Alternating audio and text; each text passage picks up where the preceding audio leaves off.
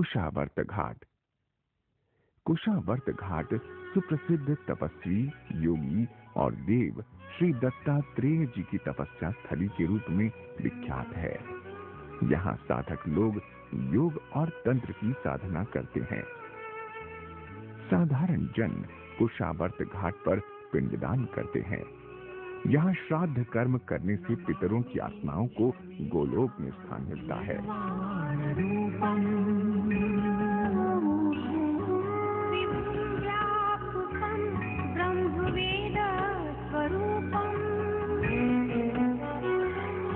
निजम निर्गुणम निर्विकल्पम निरीहम चिदाकाश माकाश वासम भजेहम निराकार ओंकार मूलम तुरीयम। भीमगोड़ा। हरिद्वार क्षेत्र का भीमगोड़ा नामक स्थान महाभारत काल का है। महाभारत के जग प्रसिद्ध महायुद्ध के पश्चात पांचों पांडव और द्रौपदी स्वर्गारोहण की अपनी यात्रा के दौरान यहाँ आए थे। यहाँ पहुंचकर द्रौपदी को प्यास लगी, परंतु उस समय यहाँ दूर दूर तक पानी का नामो निशान नहीं था। यह देखकर भीम ने अपने घुटनों के प्रहार से एक जलधारा उत्पन्न की थी। यह कुंड उसी काल का है। ऐसी भी मान्यता है कि यह जल वास्तव में गंगा जल ही है। भीमगोड़ा अपने इसी महत्व के कारण तीर्थयात्रियों के मध्य अत्यंत लोकप्रिय है।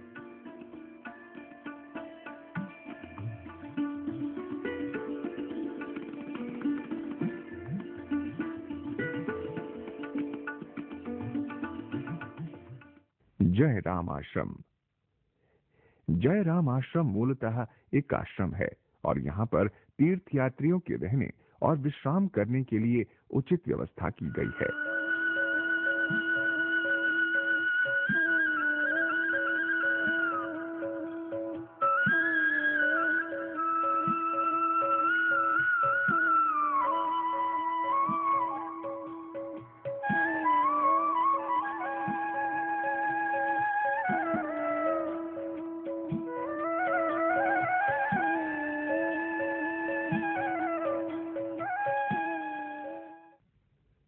पावन धाम मंदिर।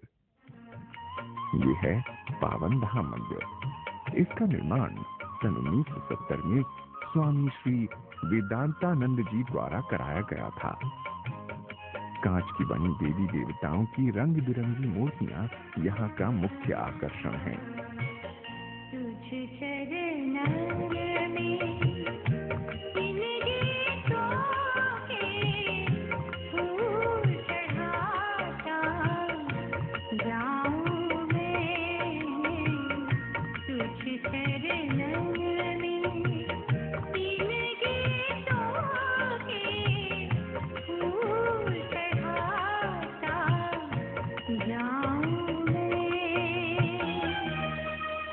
रथ पर सवार भगवान श्री कृष्ण और अर्जुन के विग्रह तो सचमुच अत्यंत आकर्षक हैं। मनसा देवी मंदिर। दूर पहाड़ी पर नजर आ रहा ये मंदिर सुप्रसिद्ध मनसा देवी मंदिर है। मां भगवती की असीम कृपा से धन्य यह स्थान सिद्ध पीठ कहा जाता है। इस मंदिर तक जाने के लिए दो मार्ग हैं। पैदल यात्रियों के लिए यहीं के गरुड़ घाट नामक स्थान से सीढ़ियां बनवाई गई हैं और दूसरा मार्ग है उड़न खटोले का। उड़न खटोला यानी रोपवे कार या केबल कार। उड़न खटोले की सवारी जीवन भर रोमांच का अनुभव कराती रहती है। गहरी घाटियों के ऊपर से गुजरती केबल कार छोटे बड़े सभी को पसंद है। ऊंचाई से हरी भरी पहाड़ियों और वादियों का अद्भुत नजारा दिखलाई पड़ता है। मनसा देवी मंदिर में संध्या के समय आरती होती है।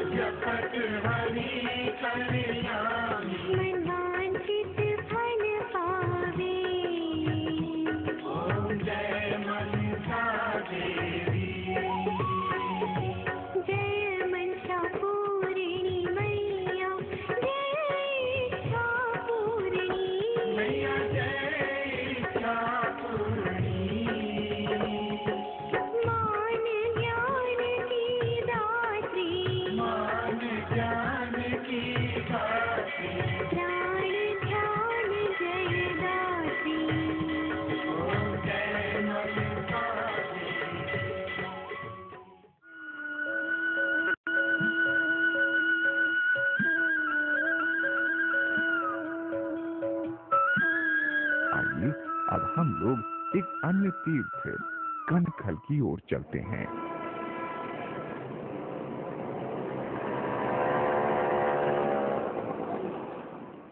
कनखल। कनखल भी एक प्राचीनतम नगरी है। यह स्थान कभी प्रजापति दक्ष की राजधानी हुआ करता था।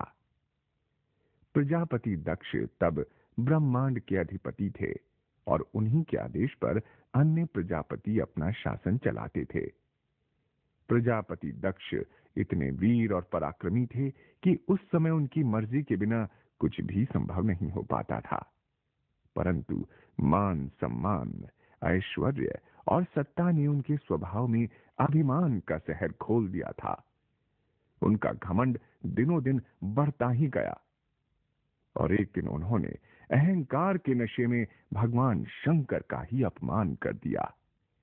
सभी देवता और ऋषि मुनि प्रजापति दक्ष के दुस्साहस से दंग रह गए, परंतु महादेव शंकर ने प्रजापति दक्ष के अपशब्दों को चुपचाप सुन लिया। वो घटना प्रयाग में घटी थी, जहां ऋषि मुनियों ने एक विशाल यज्ञ का आयोजन किया था। भगवान शंकर शांत भाव से वहां से चले गए। बात यहीं खत्म हो जाती तब भी गनीमत होती, लेकिन प्रजापति दक्ष को तो अहंकार ने जैसे पागल ही कर दिया था। अभी प्रयाग की घटना को भुलाया भी नहीं जा सका था कि प्रजापति दक्ष ने कनखल में एक और कारनामा कर डाला। अपनी राजधानी कनखल में उन्होंने भी एक विशाल यज्ञ का आयोजन किया। पुराणों में लिखे गए विवरणों के अनुसार वैसा विशाल यज्ञ न कभी पहले हुआ था और न ही बाद में कभी हो पाया। उस यज्ञ में अपने समय के सभी प्रजापति, महर्षि, ऋषि मुनि, देवता, गंधर्व और अन्य महत्वपूर्ण लोगों को आमंत्रित किया गया था। परंतु आश्चर्य, प्रजापति दक्ष ने महादेव शंकर को ही आमंत्रित नहीं किया। देवताओं और ऋषि मुनियों ने प्रजापति दक्ष से प्रश्न किए कि आखिर देवों के भी देव महादेव को ही निमंत्रण क्यों नहीं भेजा गया। महादेव शंकर न केवल सर्वशक्तिमान देवता ही थे, बल्कि वे खुद प्रजापति दक्ष के दामाद भी थे। आखिरकार प्रजापति दक्ष की पुत्री सती को जब यह मालूम हुआ कि उनके पिता ने अपने दामाद को ही निमंत्रण नहीं भेजा, तब उन्हें गहरा धक्का लगा। उन्होंने भगवान शंकर से विचार विमर्श किया और यज्ञ में जाने का हठ करने लगीं। परंतु भगवान शंकर के लाख समझाने के बाद भी जब सती नहीं मानी, तो आखिरकार भगवान शंकर ने उनको इजाजत दे ही दी और सती क्रोध से तमतमाई हुई अपने पिता के यज्ञ में पहुंच गई।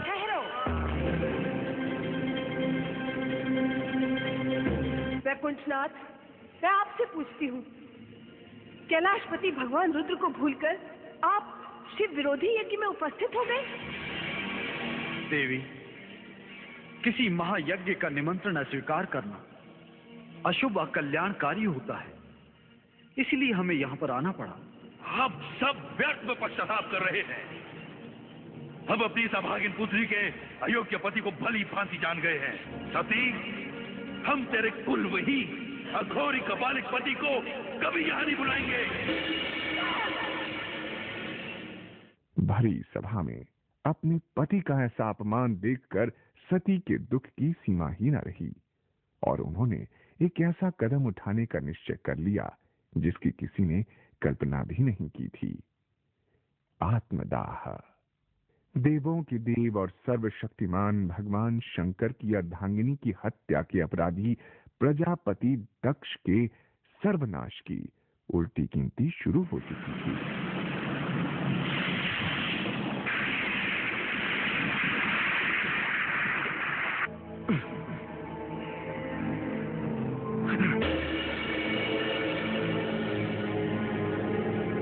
भगवान शंकर का क्रोध 7वें आसमान पर था।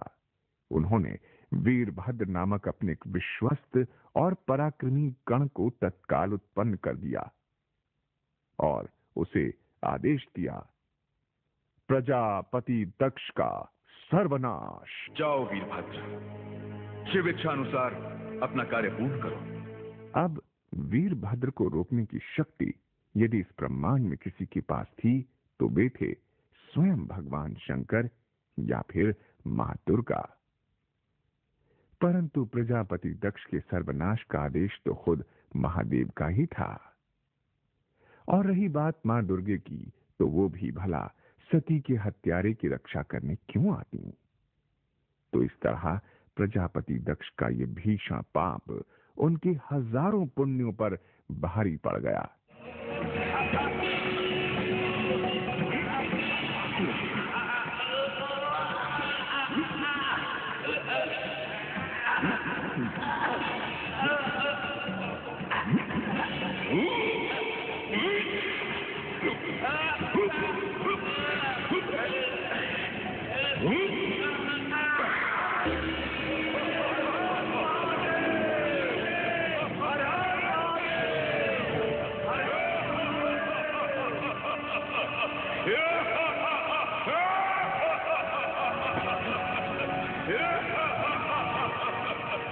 आज भले ही उस घटना को बीते कई युग हो चुके हैं, परंतु कनखल में आज भी कुछ ऐसे स्थान हैं जो हमें उस घटना की याद दिला देते हैं। जैसे प्रजापति दक्ष का वो यज्ञ कुंड जिसमें माता सती ने आत्मदाह किया था। इस कुंड के आगे मत्था टेक कर प्रार्थना की जाती है। ऐसा करने से शिव और सती दोनों का आशीर्वाद प्राप्त होता है। प्रजापति दक्ष को समर्पित एक मंदिर भी यहाँ है। इसे दक्षेश्वर मंदिर कहते हैं। ये मंदिर इसलिए है क्योंकि प्रजापति दक्ष एक महापराक्रमी व्यक्ति थे। भले ही उनके सिर पर सती की हत्या का पाप था, परंतु उसकी सजा उन्हें मिल चुकी थी और बाद में देवी देवताओं के आग्रह पर भगवान शिव ने उनके धड़ पर एक बकरे का सिर लगाकर उनको जीवन दान भी दे दिया था।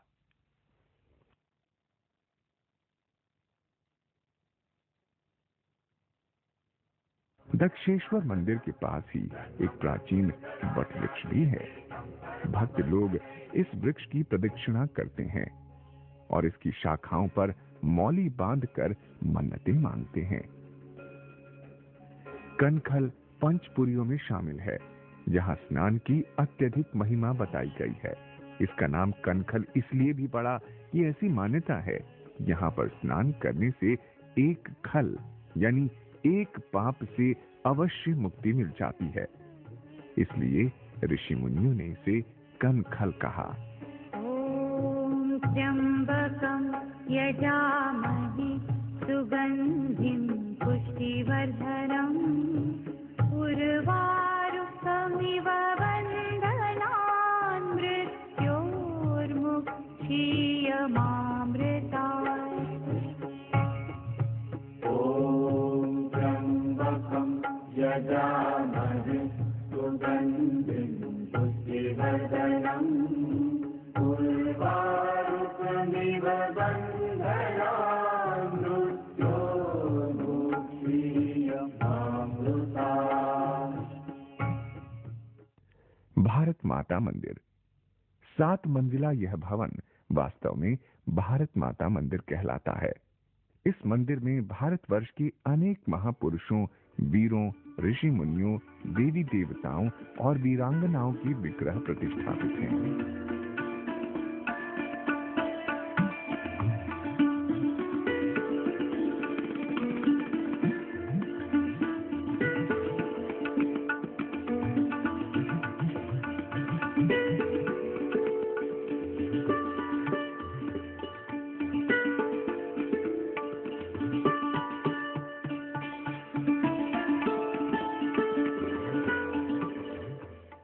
वैष्णो देवी मंदिर। जम्मू के विश्व प्रसिद्ध वैष्णो माता मंदिर की भांति ही यहाँ भी एक मंदिर है। इसे भी वैष्णो देवी मंदिर कहा जाता है। वैसी ही संकरी गुफा और फिर वैसी ही पिंडियां तीर्थयात्रियों को जम्मू की वैष्णो माता की याद दिला देती हैं। नवरात्रों के अवसरों पर यहाँ विशेष उत्सव का माहौल होता है।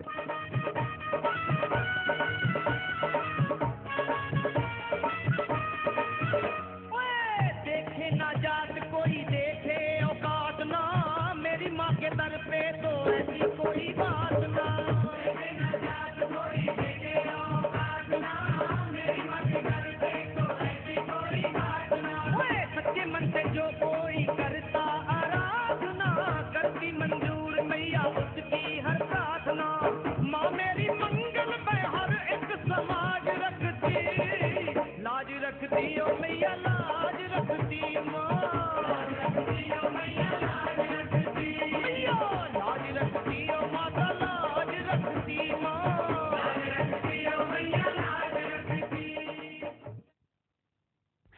सप्तर्षि आश्रम।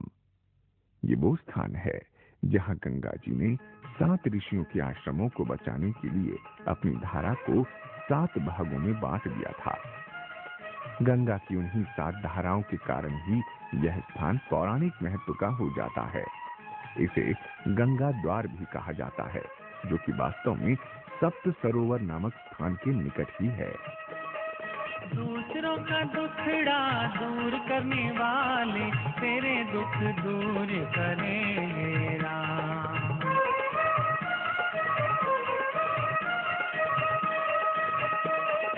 दूसरों का दुखड़ा दूर करने वाले तेरे दुख दूर करेंगे राम।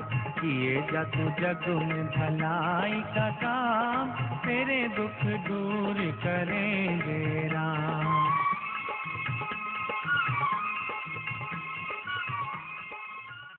ऋषिकेश। आइए अब चलते हैं विश्व प्रसिद्ध तीर्थ ऋषिकेश की ओर। हरिद्वार से ऋषिकेश लगभग 27 किलोमीटर के फासले पर है। यहां तक का रास्ता बड़ा ही सुंदर है। घुमावदार पहाड़ी रास्ता, ऊंचे पहाड़ और गहरी घाटियां। आज का ऋषिकेश बेशक सभी की पहुंच में आ गया है, परंतु कभी ये स्थान इंसानी आबादी से कोसों दूर एक दुर्गम स्थान हुआ करता था, जहां केवल ऋषि मुनि, तपस्वी और देवी देवता ही पहुंच सकते थे। अपनी इसी विशिष्टता और निरालेपन के कारण ही ऋषिकेश एक सुप्रसिद्ध तपोस्थली के रूप में जाना जाता था। ऋषिकेश एक अत्यंत पवित्र तीर्थ स्थान है, धर्म, संस्कृति और आध्यात्म का एक महत्वपूर्ण केंद्र। त्रिवेणी घाट। ऋषिकेश के मुख्य बाजार के अंतिम छोर पर त्रिवेणी घाट पड़ता है, जो कि गंगा जी के तट पर स्थित है। त्रिवेणी घाट बहुत सुंदर और शांत है। यहाँ एक कुंड भी है, जिसे कुब्जा भ्रक कहा जाता है। इस कुंड में जो पानी आता है, वह असल में एक पहाड़ी से निकलने वाली 3 जल धाराओं से निकलकर यहाँ तक पहुंचता है। उन 3 धाराओं को गंगा, यमुना और सरस्वती का रूप माना जाता है, इसीलिए इसे त्रिवेणी घाट कहते हैं।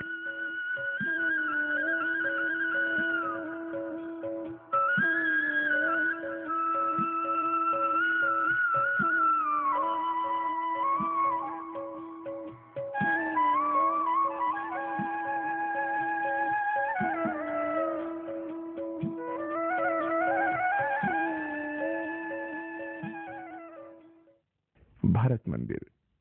ऋषिकेश के बाजार के किनारे ही भरत मंदिर है। मर्यादा पुरुषोत्तम श्री रामचंद्र के भाई भरत जी ने इस स्थान पर तपस्या की थी। इसी कारण यह स्थान अत्यंत महिमावान है। लक्ष्मण झूला। स्टील के मजबूत तारों के सहारे झूलता हुआ यह पुल लक्ष्मण झूला कहलाता है। यह पुल 450 फुट लंबा और गंगा जी के पानी की सतह से लगभग 70 फुट ऊपर है। इसके ऊपर चलने फिरने का अपना अलग ही रोमांच है। मान्यता है कि इस स्थान पर लक्ष्मण जी ने तपस्या की थी। गंगा नदी को पार करने में कोई कठिनाई न हो, इसलिए अपने बाणों की सहायता से उन्होंने यहां एक पुल बना लिया था। उसी घटना की स्मृति में यह पुल आधुनिक काल में बनाया गया।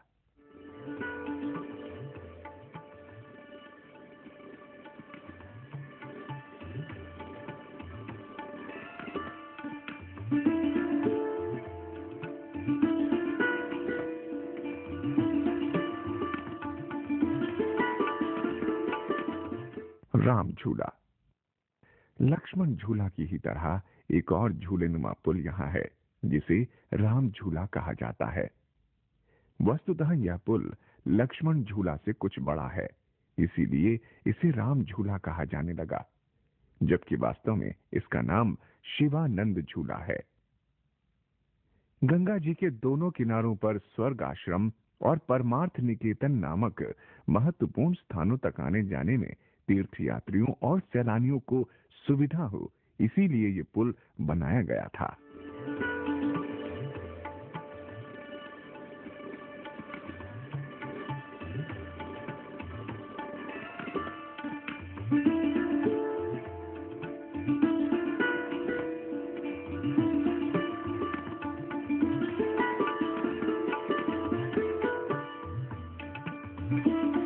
स्वर्गाश्रम। ये है स्वर्गाश्रम।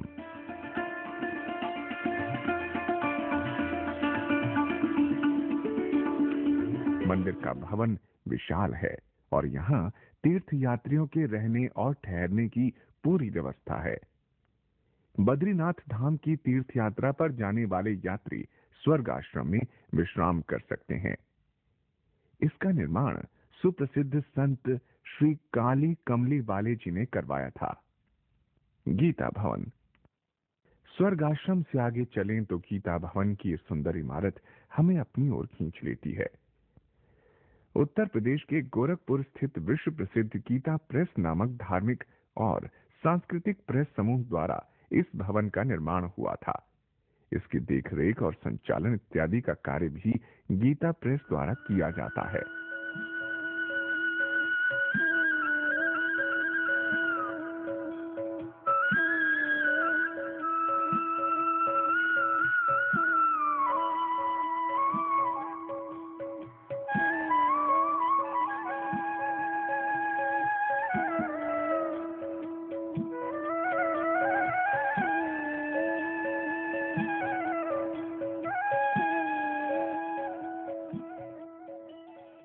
परमार्थ निकेतन। गीता भवन के पास ही परमार्थ निकेतन भी है। परमार्थ निकेतन देश विदेश से आए अनगिनत श्रद्धालुओं के सम्मेलन का केंद्र है। यहाँ नियमित रूप से धार्मिक महत्व के पाठ होते रहते हैं, जिनमें वैदिक मंत्रों से लेकर भजन कीर्तन इत्यादि आते हैं। इतनी शक्ति हमें देना दाता, मन का विश्वास कमजोर होना। इतनी शक्ति हमें देना दाता, मन का विश्वास कमजोर होना। हम चले एक रास्ते पे हमसे भूल कर भी कोई भूल होना। हम चले एक रास्ते पे हमसे भूल कर भी कोई भूल होना। इतनी शक्ति हमें देना दाता, मन का विश्वास कमजोर होना। जय हनुमान ज्ञान गुण सागर, जय कपीशति हुलो उजागर। रामदूत अतुलित बलधामा, अंजन कोट पावन सुतनामा। महावीर विक्रम बजरंगी, सुमति निवार सुमति के संगी। रंजन वरण निराल सुवेशा, यहाँ सभी उम्र के विद्यार्थी शिक्षा ग्रहण करते हैं। शिक्षा में योग, ध्यान, आध्यात्म, आयुर्वेद तथा वैदिक महत्व के विषयों का समावेश रहता है। घाट की सीढ़ियों पर श्रद्धा भाव से बैठे अनेक लोग सामूहिक प्रार्थना में बढ़ चढ़कर हिस्सा लेते हैं। यहाँ प्रतिदिन श्री हनुमान चालीसा, महामृत्युंजय मंत्र इत्यादि का सामूहिक पाठ किया जाता है और उसके बाद आरती होती है।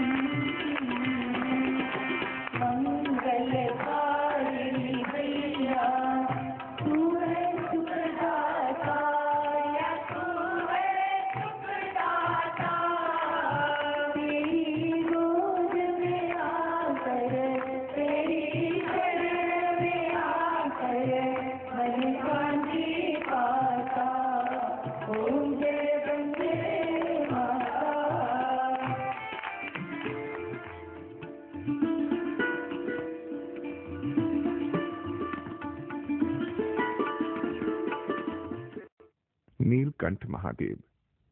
ऋषिकेश में नीलकंठ महादेव का भी एक सुंदर मंदिर है। भगवान शंकर को नीलकंठ भी कहा गया है क्योंकि उन्होंने संसार को नष्ट करने वाले कालकूट नामक विष को अपने कंठ में उतार लिया था। पौराणिक कथा के अनुसार अमृत की तलाश में देवताओं और दानवों ने सागर को मथने का निश्चय किया।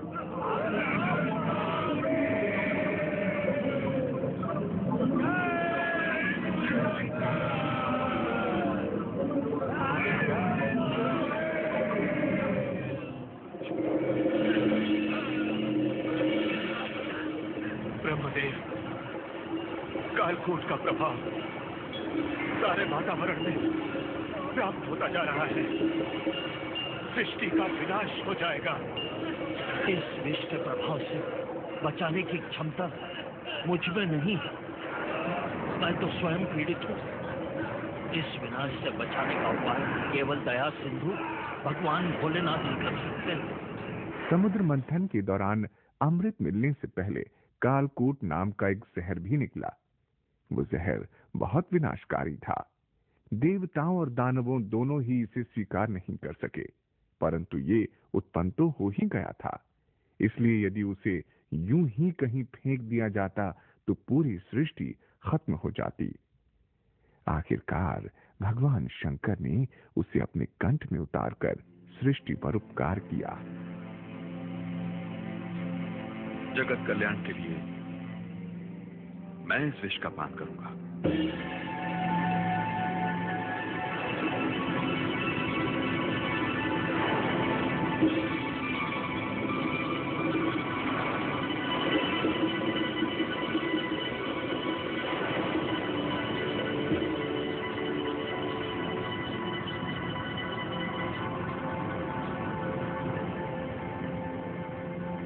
परंतु वह विष भगवान के कंठ को सदा सदा के लिए नीला कर गया। उसके असर से भगवान शिव भी विचलित हो उठे। फिर कहा जाता है कि वे उसी उष्णता को शांत करने के लिए मणिकूट पर्वत पर चले गए और वहीं समाधि लगाकर बैठ गए। इस तरह लगभग 60,000 वर्षों की समाधि के बाद कालकूट का असर समाप्त हुआ।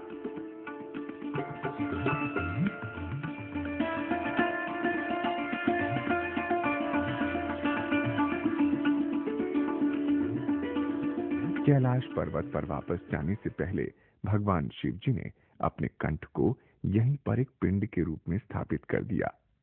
तभी से ये स्थान नीलकंठ महादेव के नाम से विख्यात हो गया।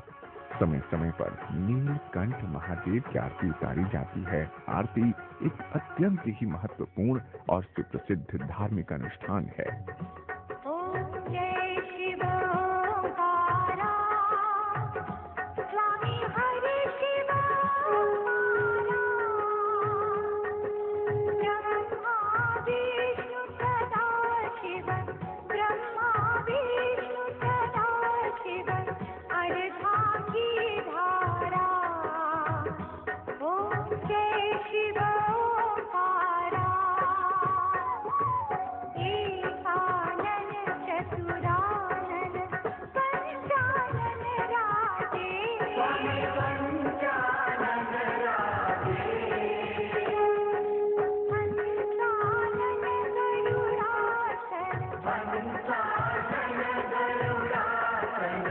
विश्ववाहन साजे। ओम जय शिव ओंकारा। दो भुज चार चतुर्भुज दस भुज से सोहे।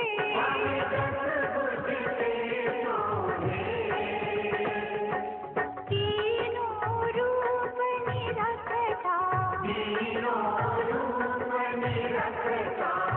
त्रिभुवन जन मोहे।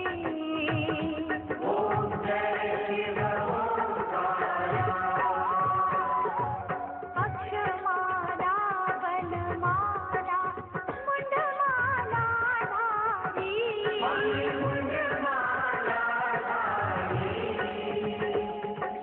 चंदन मृग मद सोहे। भाले शशिधारी। ओम जय शिव ओंकारा। श्वेतांबर पीतांबर महांबर अंगे।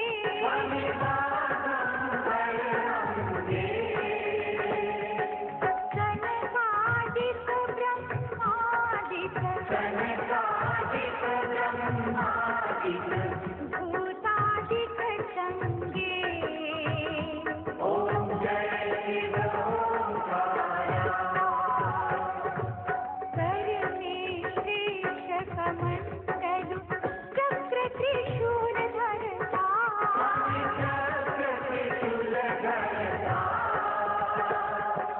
जग करता जग हरता। जग पालन करता। ओम जय शिव ओंकारा।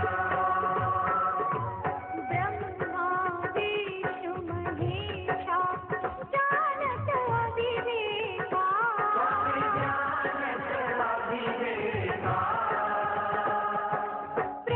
प्रणवाक्षर के मथे। ये तीनों वेदा। ओम जय शिव ओंकारा। त्रिगुण स्वामी की आरती जो कोई नर गावे।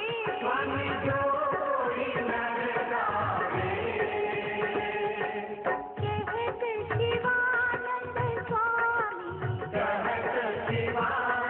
स्वामी। मनवांछित फल पावे। ओम जय शिव ओंकारा।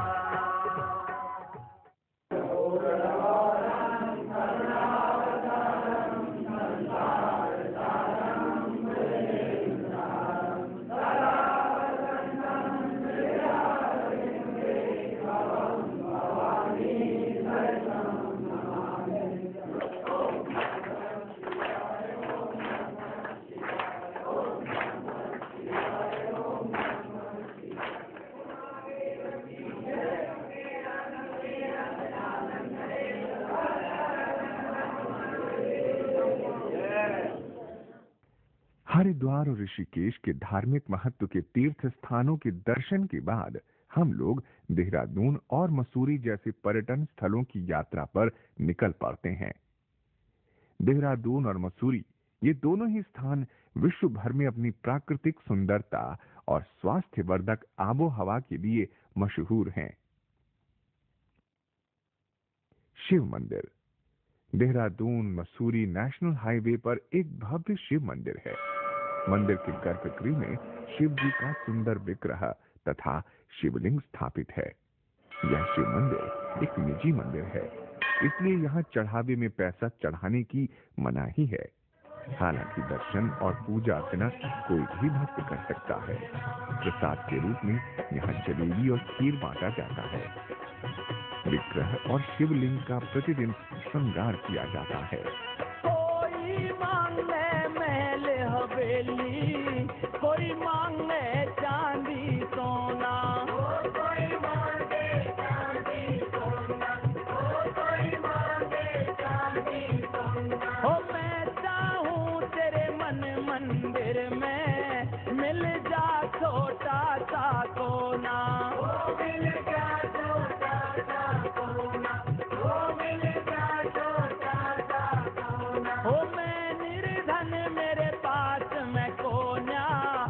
तो मांग मांग खाऊं सोनाथ मन दर्शन दे दे मैं के रोज रोज आऊं तू मन दर्शन दे दे मैं के रोज रोज आऊं।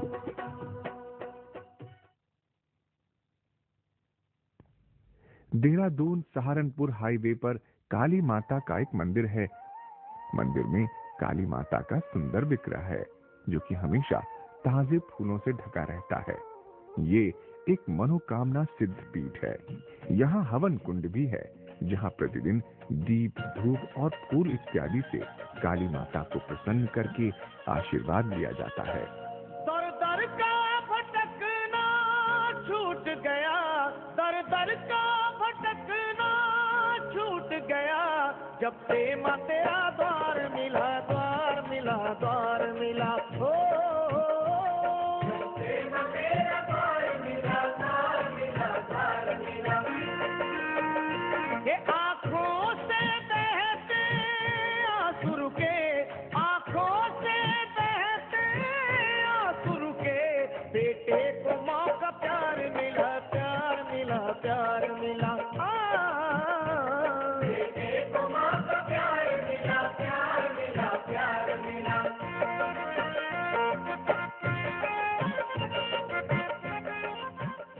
देहरादून उत्तराखंड की राजधानी देहरादून किसी परिचय की मोहताज नहीं है। ये शहर वास्तव में पहाड़ों, घाटियों, झरनों और हरे भरे पेड़ों से घिरा एक सुंदर स्थान है। देहरादून में अनेक स्थान हैं जो कि देखने योग्य हैं। समुद्र तल से 2200 फुट की ऊंचाई पर बसा ये स्थान